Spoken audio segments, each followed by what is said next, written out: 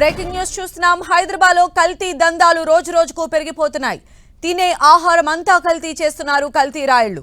పిల్లలు తిని ఐస్ క్రీంలు వదలటం లేదు. దీంతో మెహదీపట్నంలో టాస్క్ ఫోర్స్ పోలీసులు ఐస్ క్రీం పార్లర్లపై దాడులు నిర్వహించారు. ఈ దాడుల్లో విస్తుపోయే విషయాలు వెలుగు చూశాయి.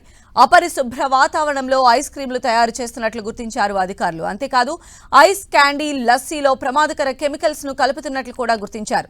ఇంకో ముఖ్యమైన విషయం ఏంటి అంటే వ్యాపార ఫుడ్ లైసెన్సులు తీసుకోకుండానే ఈ కల్తీ దందాను నిర్వహిస్తూ ఉండడంతో అధికారులే అవాక్కయ్యారు. దీంతో యజమాని సయ్యద్ను అరెస్టు చేశారు. 5 లక్షల రూపాయల విలువైన యంత్రాలు, ముడి సరుకును స్వాధీనం చేసుకున్నారు.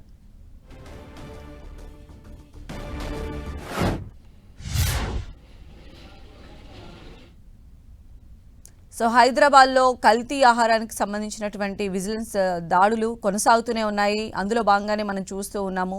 పిల్లలు ఎంతో ఇష్టంగా తినేటువంటి ఐస్ క్రీం తయారు చేసే కేంద్రాలపైన కూడా ఫుడ్ సేఫ్టీ అధికారులు దాడులు నిర్వహించారు. అపరిశుభ్ర వాతావరణంలో వాటిని తయారు చేస్తున్నట్టుగా కూడా గుర్తించారు. మెయిన్గా మెహదీపట్నంలో టాస్క్ ఫోర్స్ పోలీసులు ఐస్ క్రీం పార్లర్లపైన దాడులు నిర్వహించగా ఈ భయంకరమైనటువంటి విషయాలు వెలుగులోకి వచ్చాయి. అపరిశుభ్ర వాతావరణంలో ఐస్ క్రీంలు తయారు చేస్తున్నట్లుగా ఐడెంటిఫై చేశారు. ఐస్ క్యాండీలు, లస్సీలు చాలా ప్రమాదకరమైనటువంటి కెమికల్స్ను కలుపుతూ వాటిని తయారు చేస్తున్నట్టుగా ఉంది. వాటిని మార్కెట్ కూడా చేస్తున్నారు.